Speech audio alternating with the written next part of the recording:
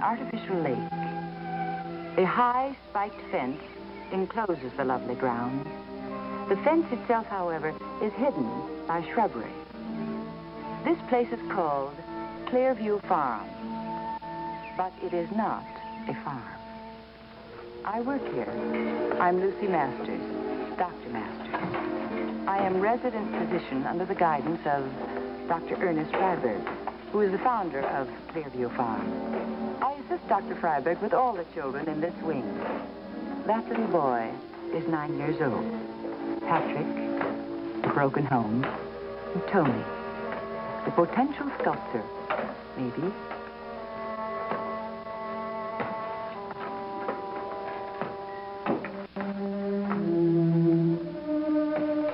Johnny.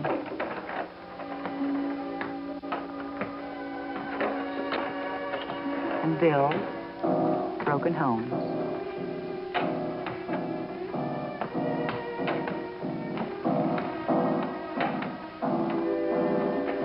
Jimmy loves sounds of any kind.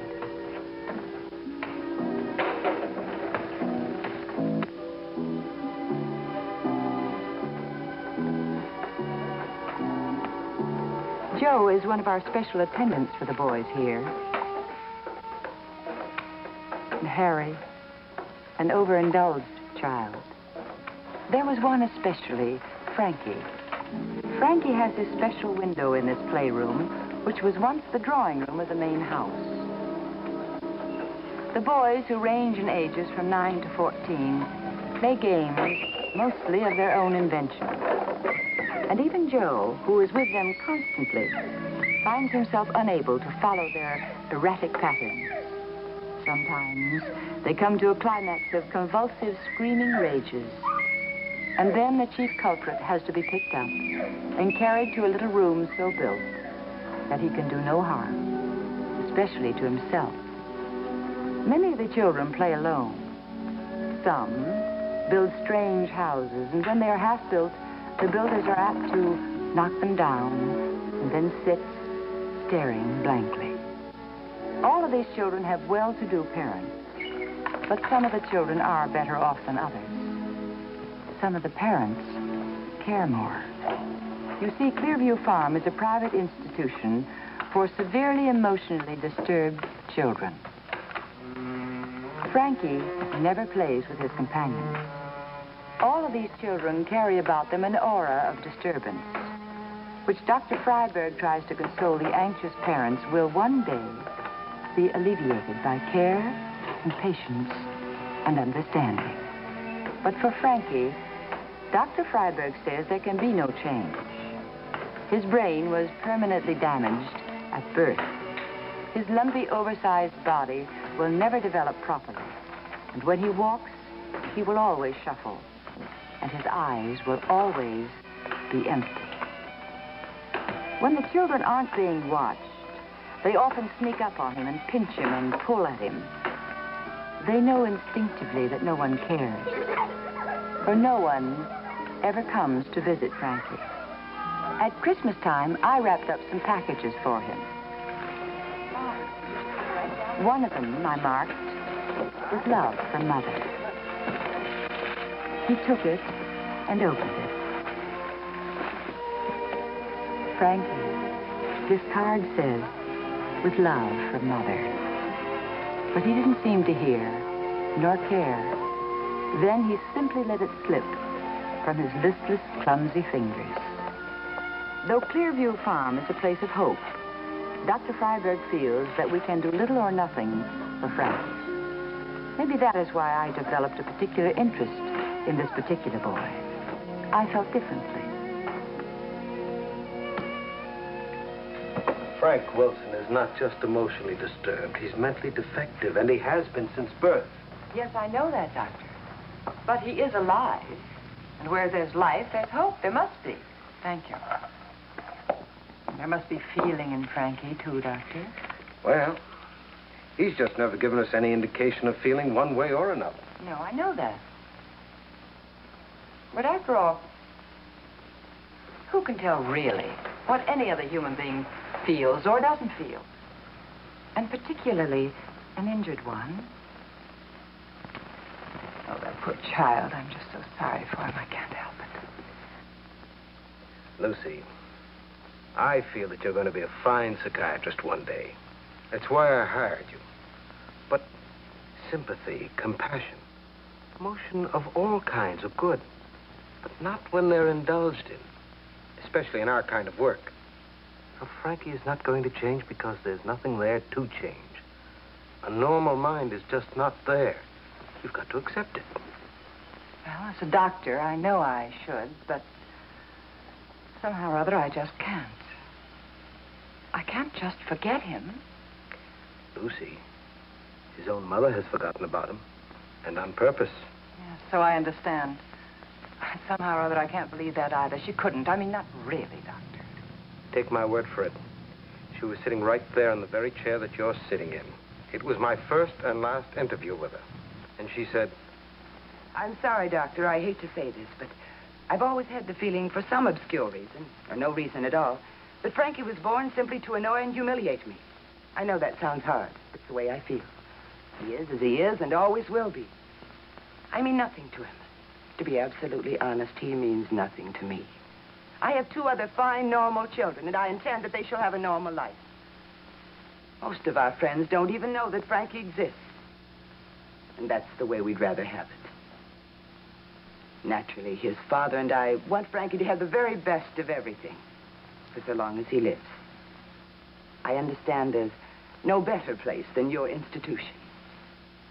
When he's too old for you, we'll think of something else. I must admit, I wanted to wring her neck. But I couldn't refuse her. Why? Well, she has a lot of influence besides a lot of money. It's very difficult to refuse a woman with money and influence. Besides, it costs a great deal to run this institution. I realize that, Doctor, of course. But Frankie really has no place here, and I should have told her so. Doctor, he has his moments, believe me. You should see him swimming in the lake. My goodness, he swims better than I do. You know, sometimes I imagine that he's a little feline that some bad fairy has bewitched into a half-witted little boy. Now you're waiting for a good fairy to bewitch him back? How? I can hope. Surely there's no law against that. No law. There is also no law against giving boys surprises. Frankie, I want you to come with me. I have a surprise for you. I guess. This way.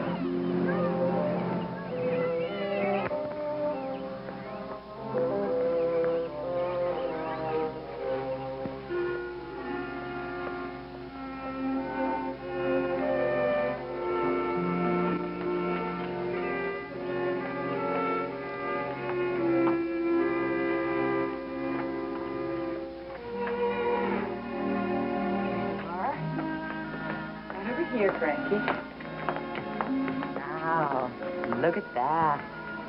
That's your nice new white rabbit.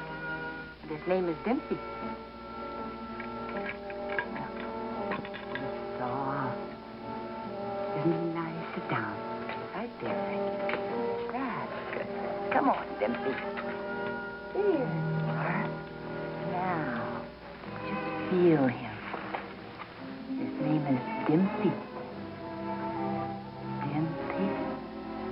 Isn't he nice and soft?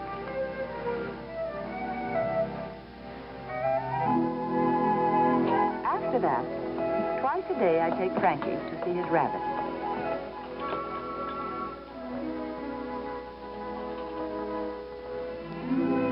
He would take it out of his hutch and crouch down on the floor with it and watch its twitching pink nose as it nibbled a lettuce he brought.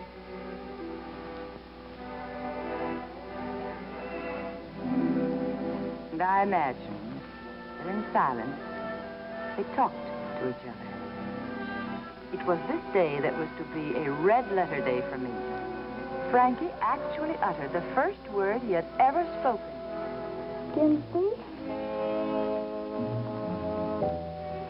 My friend. That's right. That's his name. Dimpy. me. Oh, Frank.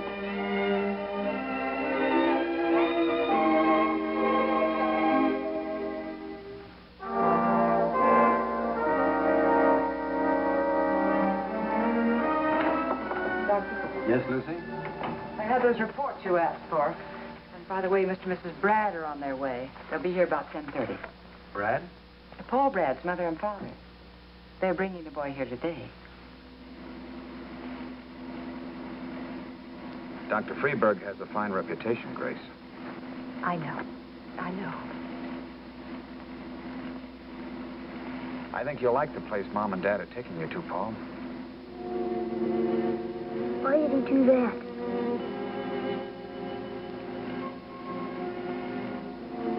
I'm glad he stopped. Darling, you'll like the place that Mom and Dad are taking you to. Honestly, you will. Mom and Dad. They want me to call them Mom and Dad. They say they're my mother and father. What's a mother and father? I guess I knew once. Maybe a long, long time ago. But that was before the high wall built itself around me. I climbed up to the top of the wall once. And I looked over the wall. And I heard someone screaming.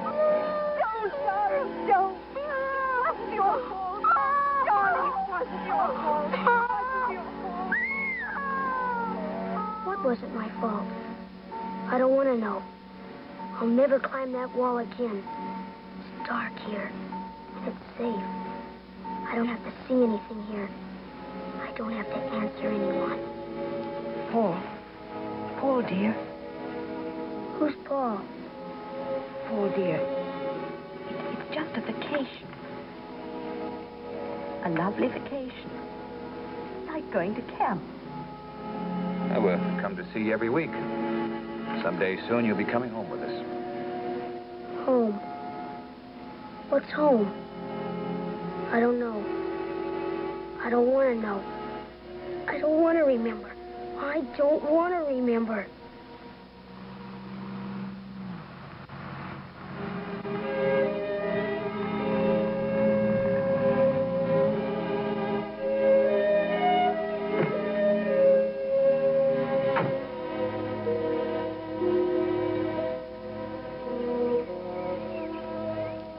Well, looks like a real nice place.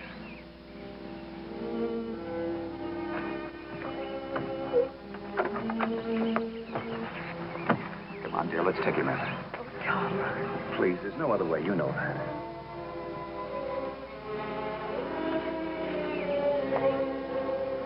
Paul.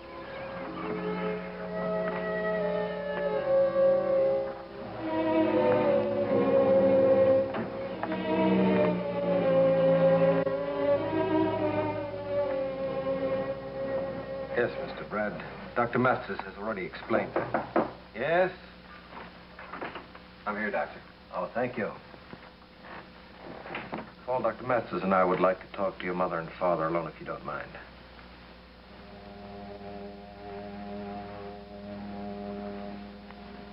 Do you mind, Paul?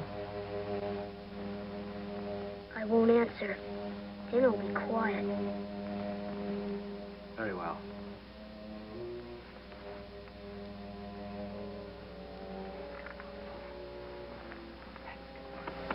We'll wait outside, but Joe for just a few minutes. Paul? It's all right. Paul! Don't worry, Mrs. Brad. It'll be all right. Oh, Paul. Oh, Paul. Please take it easy, for God's sake. Don't. All right.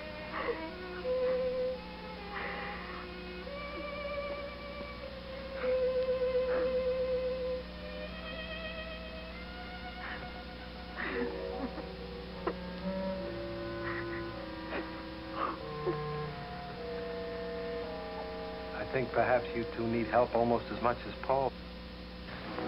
I drilled every law, every dodge, every precaution in it. They were children.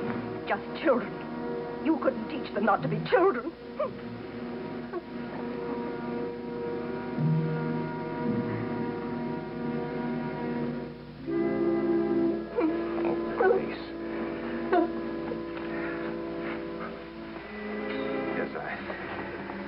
I guess that's something I overlooked.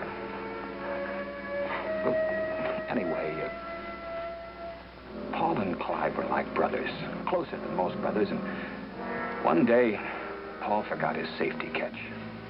Well, they were fooling around, I suppose, and Paul tripped and fell and shot Clive through the head. And then? Well, it all seemed to happen so fast. I heard Paul scream and found him kneeling by Clive's body. Well, there was blood on his face and hands. And Doctor, by the time I got there, he was crying hysterically. I put my arms around him and I said, "Don't, darling, it wasn't your fault." And then suddenly he stopped crying. He became very quiet. And, well, Doctor, it was as though he were dead, too. Yes, that's right, Doctor. Ever since then, he hasn't been really alive. But he doesn't recognize us or doesn't want to. It's as though he hates us, is afraid of us. That's not an unusual reaction. You see, Paul probably believes deep down inside himself that you made him the scapegoat for your own adult vanity, shall I say. You placed too great a burden on the boy, Mr. Brad. That's a tough thing to hear, Doctor. I'm sorry, Mr. Brad. I have to be tough. Your son Paul has run away. He's gone into hiding. Doctor, will he ever come back? We can't promise, Mrs. Brad. We mustn't seem to pursue him or we'll be driving him deeper into himself. We'll have to be patient. Patient? Oh, dear God. I know that's the last word you want to hear, but it's the only right word. You see, Paul has to forgive himself before he can forgive you. And that's going to take time and patience. You can do your part, the both of you. Anything. We'll do anything. Have the courage to keep away from him until you hear from us. Yes. All right. All right.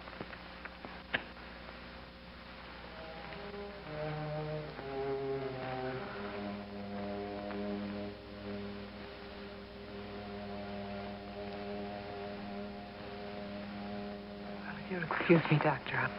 I'll take Paul over to the playroom now. Goodbye, Mrs. Brad. Mr. Brad. Bye. Do you have any more children at home? No, Paul is an only child. We'll be right in. Yes, Doctor. My first name is Lucy. And that young man who just left, his name is Joe. All the grown-ups here who are going to take care of you are your friends. What's a friend? No, I don't want to remember. That's on the other side of the wall. There's something lying there on the grass, real still and white, except for that spot of red. And it gets redder and redder. There it is, that screaming. Oh, don't. Run. I'm over that wall. Hide, quick. Hide where it's dark and safe. This is where you play together. It's your playroom. Fellas, this is Paul Brad. He's new here. And I want you to make him feel at home. Fellows? Not fellows. Just shadows.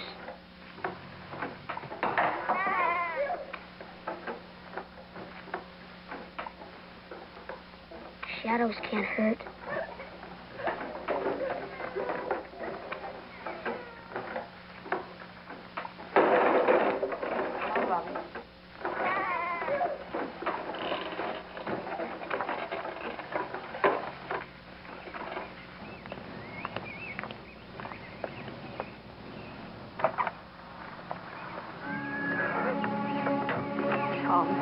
Oh, darling, please don't.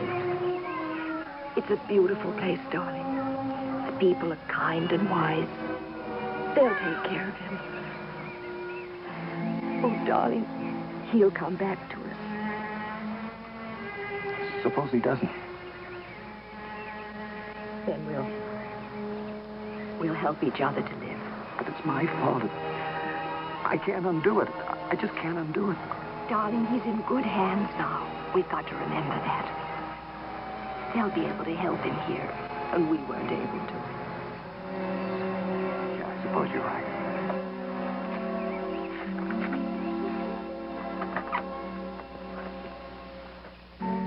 Those people brought me here. Now they're going away. I won't have to see them. I'll hear their voices again. Now I'm safe from them.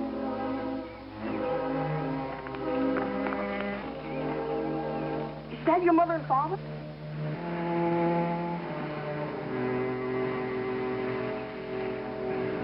I got a mother and father. Frankie hasn't. He hasn't anyone. Just a dirty old rabbit. You can't play with him. He doesn't know how. He's dumb. Dumb. Come on. Let's go out and play ball. We can, you know, because they've got snoopers everywhere. Keeping an eye on us. Come on, let's go. Come on, let's go. Come on. Come on. Okay, stay with dumb Frankie. I'm a rabbit, I'm dumb, I'm Frankie's dumb white rabbit. I'm a rabbit, Mary. I'm dumb. Dr. Lucy.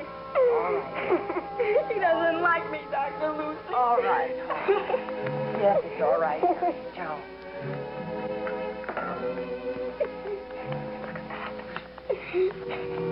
Well, what do you know? That's the first spontaneous reaction ever from Frankie.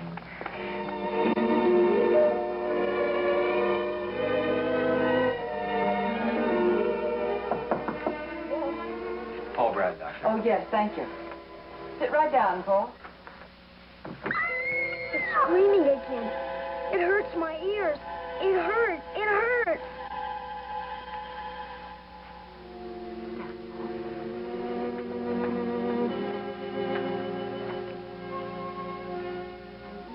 I'll look right at that yellow horse.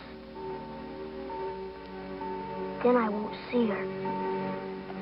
How goes it? Don't listen.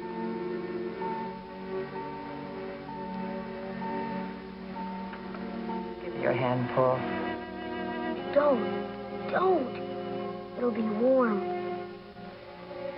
Trust me, you can. I won't let anyone hurt you or bother you.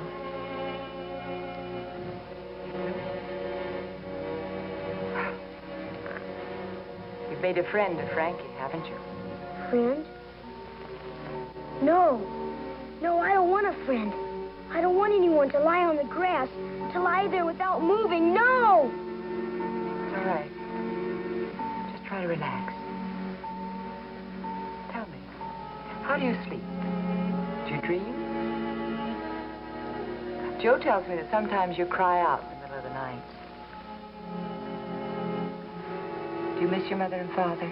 Would you like to see them? No, don't. They're screaming again. Well, you don't have to. But when you want to, just say the word and they'll come. We don't want you to feel that they won't come. We don't want you to feel homesick either. Homesick? It's another trick to get me to come out of the dark where I'm safe. Well, I won't. Just try to take things easy. Everything is going to be all right, you know. Well. Come along. We'll go back to the playroom.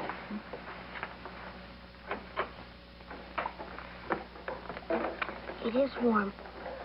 I knew it would be.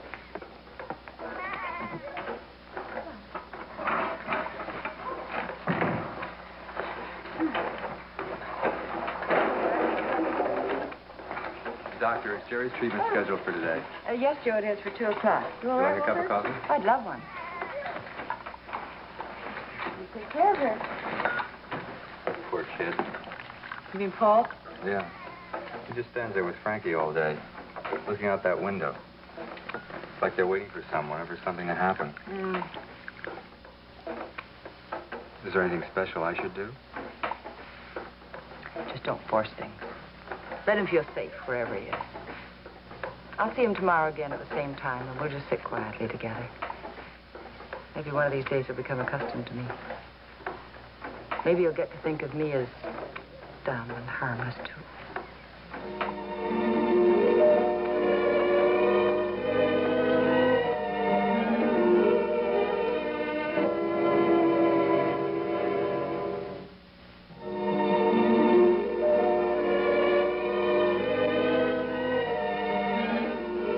Every day at the same time, Joe would bring Paul to my office. We'd be together for an hour or so. He would sit there quietly, his hands neatly folded on his lap, his child's face composed, while I spoke softly and reassuringly, being careful not to mention anything that would disturb him. My only purpose at this point was to make him feel safe and unafraid. It's quiet here. I can't hear the screaming. I can't hear it. I'm glad. I'm glad. And then it was autumn. The air was crisp and cold, but the windows were shut tight against it.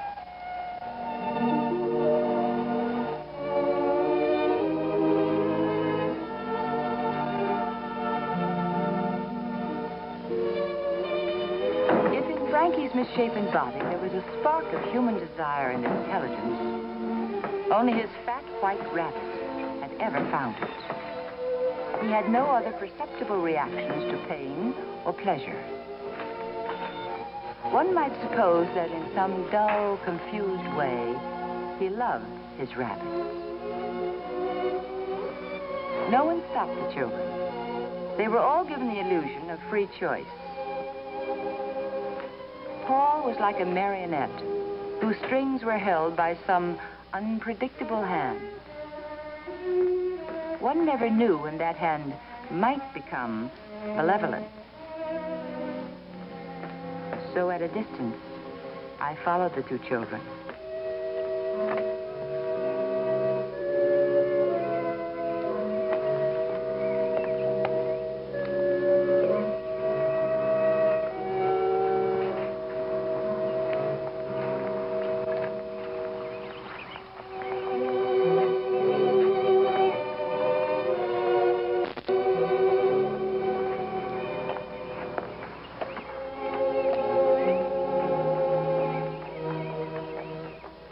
I watched them toil side by side up to the room above the garage, where Dimpy had her hutch. They'd be safe with Dimpy. Nevertheless, I quietly slipped upstairs, too. Dimpy? It's dark. It feels good here. It's safe. No one calling me. No one's trying to trick me out over that wall. The wall is high. There's the screaming again. And on the other side, yes, there's someone lying there on the grass. And it gets redder and redder. And that screaming, I can hear that screaming. And she's gonna hold me close to her again. I won't think about it. I won't climb that wall. And I won't see him lying there in the grass. I won't hear that screaming. And her saying that over and over. Yes, it's safe here. It's safe.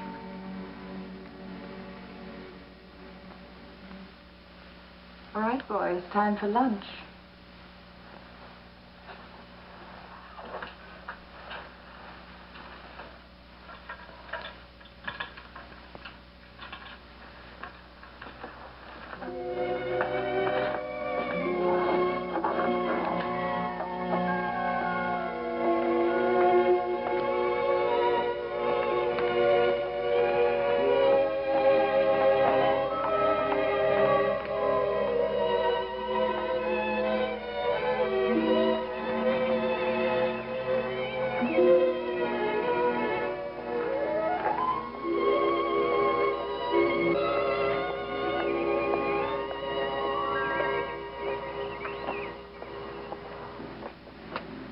The moment they walked through the door, as though a signal had been given, all the unhappy, disturbed forces in this big room converged on these two aliens. Even dumber. Did you hear me? Maybe even dumber than he is. Yeah, I think you are dumber than he is. Usually, Joe was quick to defend these two maimed sparrows against his sick and ruthless flock.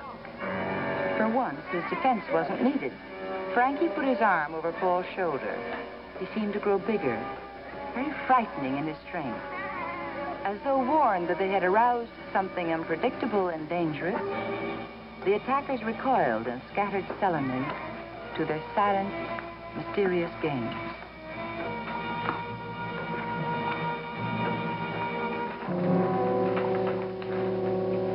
For a minute there, I thought we were going to have trouble. Yes, so did I. Okay, boys, lunch. Frankie?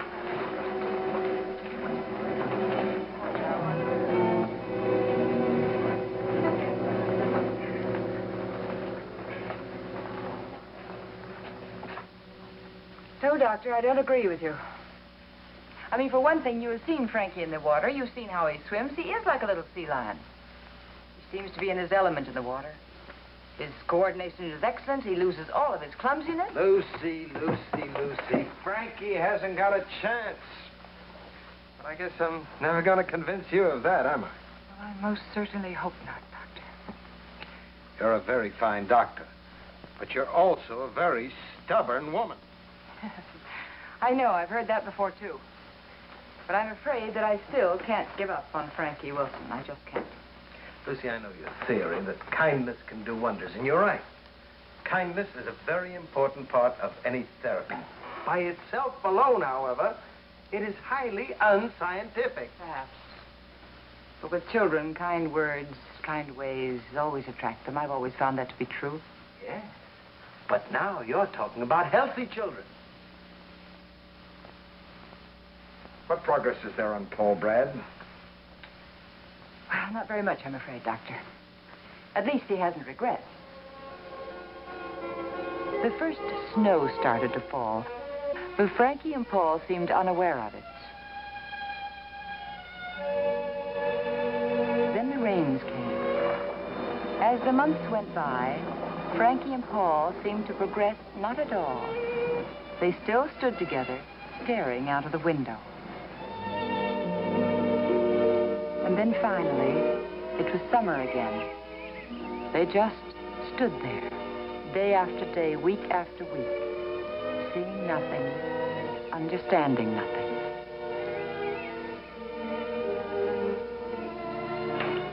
The others, Harry, James, Bill, all of these children progressed or regressed, almost as predicted by Dr. Freiberg. There they stood hand in hand, depending on each other for the human contact that we all need to survive. Yet in all of these months, not one word had Paul spoken. The others still distrusted him as an alien from another world, all except Frankie. The children played out of doors. There was a wire fence woven in and out among the shrubs, so cunningly that the children did not know that they were hemmed in. It was important, Dr. Freiberg said, that they should not know. In the afternoons, we'd sit outside, and I'd read to the boys. I had made a collar for Dimpy, Frankie's rabbit, and a woven string leash so that it couldn't run away. Paul stayed at Frankie's elbow. He went like a sleepwalker, wherever Frankie went. It was all very fine to be safe and well fed in a hutch, to be loved by a little boy, but Dimpy wanted freedom. He nibbled not at the grass, but at the woven leash. And upon hearing himself called excellent,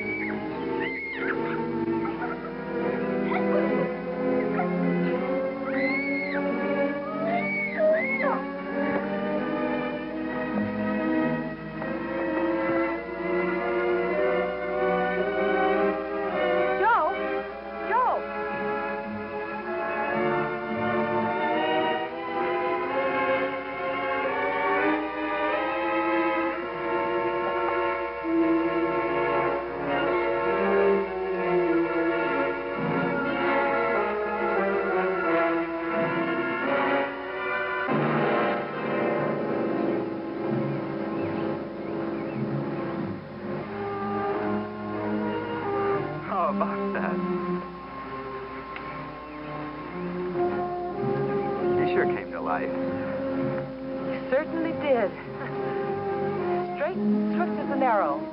Smack on its target.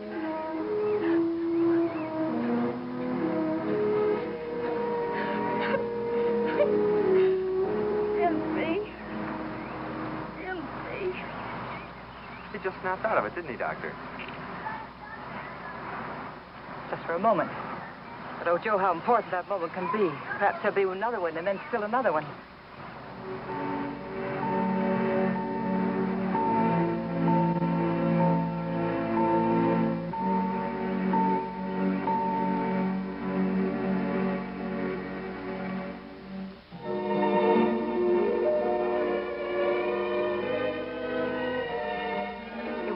For a moment, he actually broke through into the light.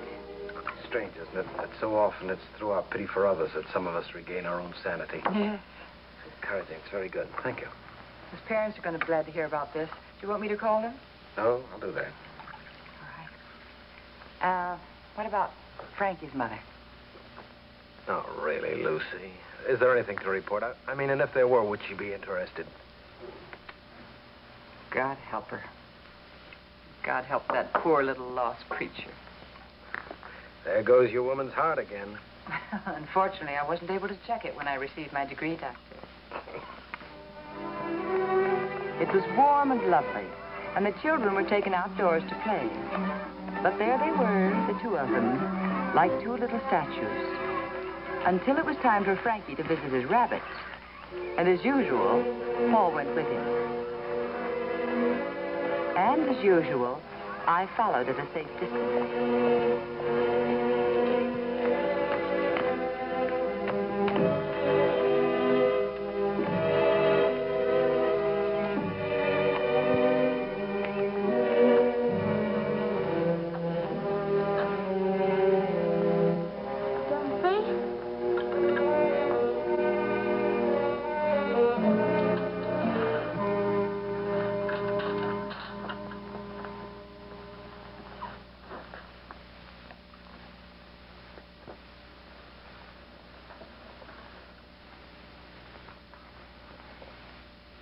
I killed someone.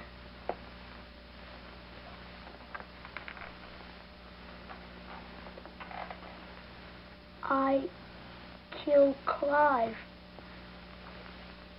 He was my buddy. I killed him. I killed someone. I killed Clive. He was my buddy. I killed him. I killed someone. I killed Clive. He was my buddy, and I killed him. I killed Clive. Oh, Clive. Oh. Oh. Clive. I killed Clive.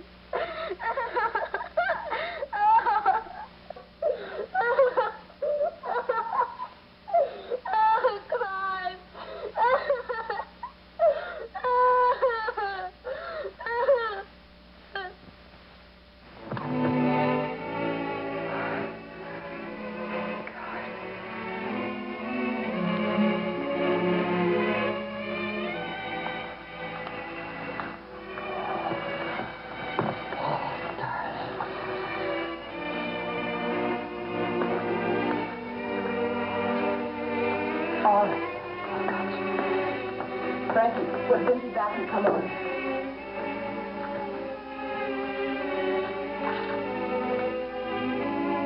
Then he burst into a wild storm of sobbing. He cried as I'd never heard a child cry before, Doctor.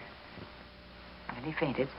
When he regained consciousness, he was back in his silent world again. But he did talk, Doctor. For the first time in 11 months, he talked. He was able to talk because he was sure that Frankie wouldn't hear him. Yes, that was my conclusion, too. That's a great step forward for the boy. Yes. He's had a partial catharsis. He was able to confess, even though it was only to Frankie. But now that's another thing. It did seem to me that Frankie tried very hard to understand him. Now, Lucy, you're not going to tell me that Frankie did understand him.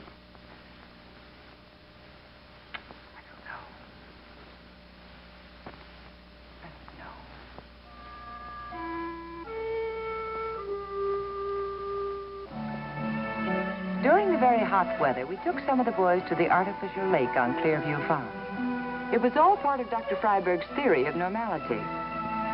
Some of our boys just splashed listlessly in the shallows.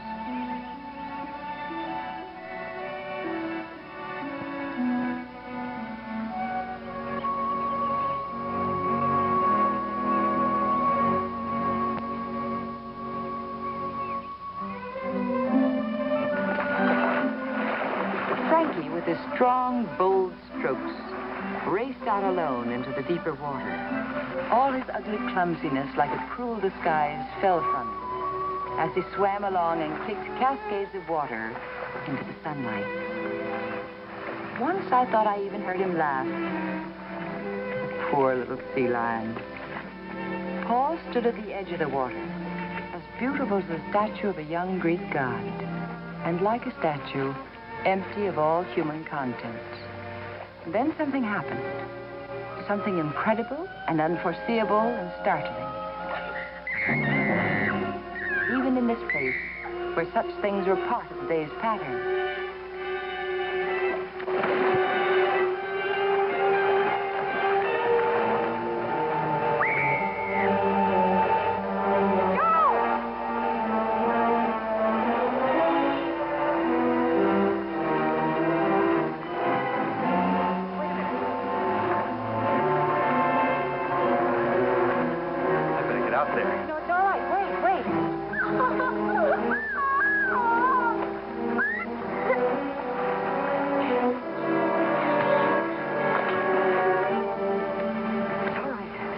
Got him. No? Let him do it all.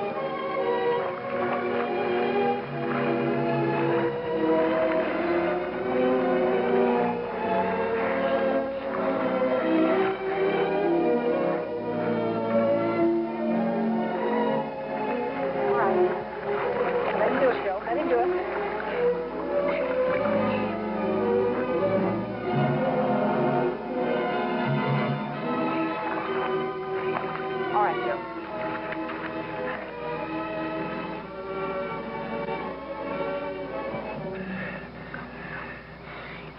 So, I had to knock him out. I had to. He must have had a cramp. He's all right, isn't he? Sure, Paul. He's breathing. He's okay. He's going to be fine.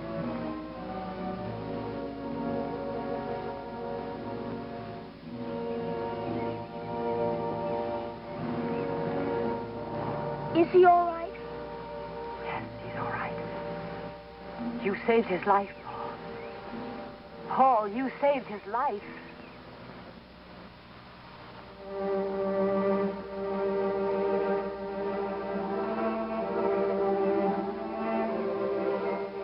Did I? Really? Really? Paul, you saved Frankie's life.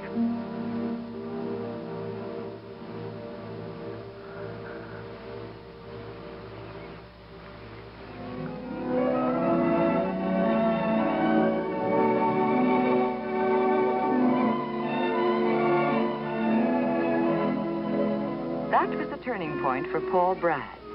And it was not long before his parents were notified to come and take him home.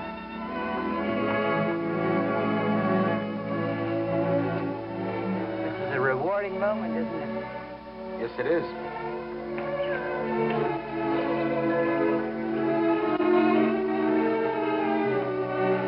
There's a happy little boy going home with two happy people. They deserve to be happy. Mm. They're cooperative, and their patience has returned a generous dividend.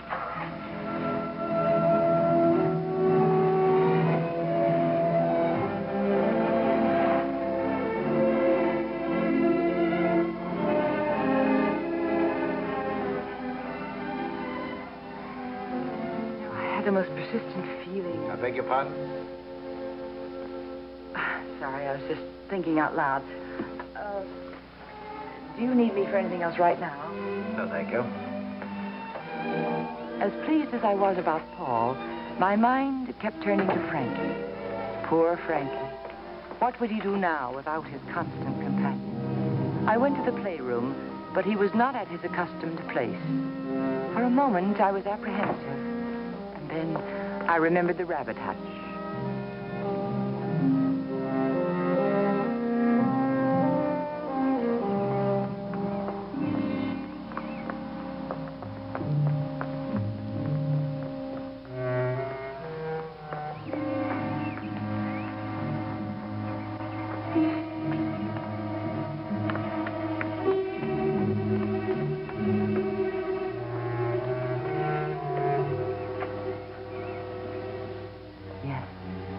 There he was, with the only living, breathing thing he had left in this world. Now he had no one else.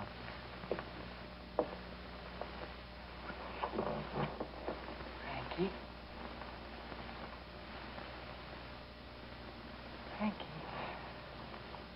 I've had a feeling for a long time now that you weren't in any trouble at the lake. Young sea lion doesn't drown. You knew, didn't you? You knew that he had to save your life to make up for his other friend. A life for a life, a friend for a friend, so he could forgive himself.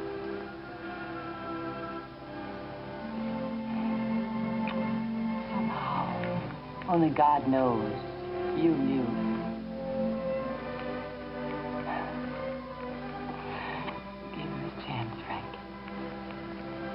You gave him his way out.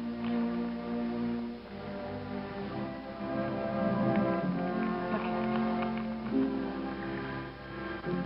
Well, your eyes aren't empty. There's something struggling to the surface of your mind. What is it? Is it Paul? Do you love him? Do you miss him? Oh, Frankie. Frankie. Why?